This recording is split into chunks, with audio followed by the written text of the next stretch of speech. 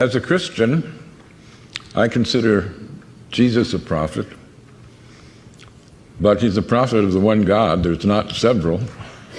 As a Christian, I worship Allah. In the Quran, they ask Allah, through Muhammad, how they should pray. And here's one of many creeds in the Quran. We believe in God and in what was sent down to us and what was sent down to Abraham, Ishmael, Isaac, Jacob, and the 12 tribes, and what was given to Moses, Jesus, and all the prophets by the Lord.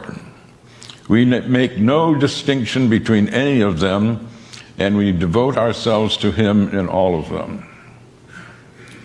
That's a very inclusive creed. The narrow definers of Judaism sometimes say that the chosen people are the circumcised, and narrow believers in Christianity sometimes say that the chosen people are the baptized. But the Quran says God's chosen people are all the monotheists from the beginning of the creation. And when we think of the succession of prophets, they're given great praise. Muhammad praises Moses. In some ways, the most important prophet before Muhammad, though they're all directly from God, it's Jesus. Jesus is given a bigger accreditation than other prophets. John the Baptist is made a prophet so that he can prophesy Jesus. Mary, his mother, is the only woman named in the Quran. No wife of Muhammad is named. There's no Adam and Eve, there's Adam and spouse. But Mary is not only named, she's made sinless.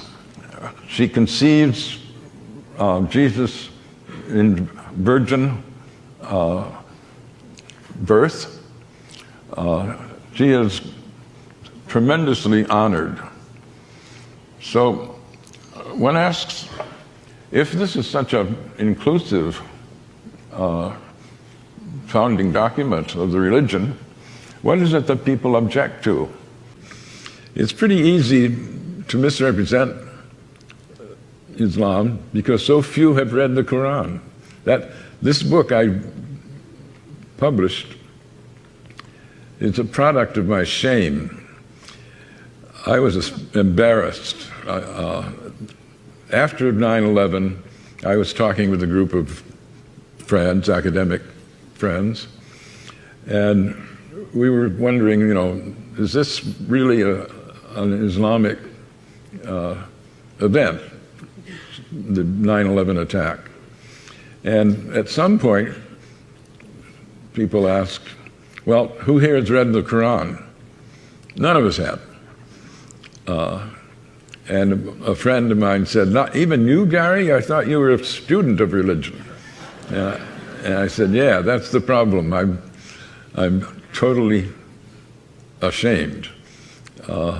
And so I went and have been trying to repair that stupidity ever since. But I've tried in a lot of venues to ask how many people have read the Quran.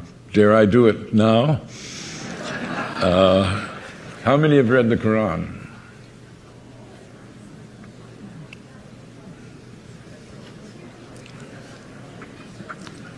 A minority, certainly.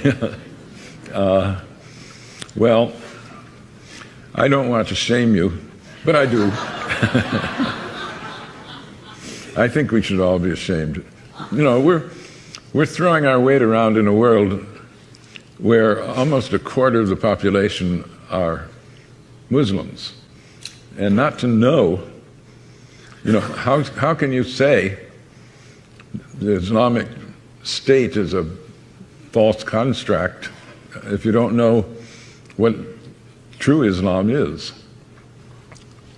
One can only hope that more people will use freedom to do things like read the Quran rather than hate the Muslims.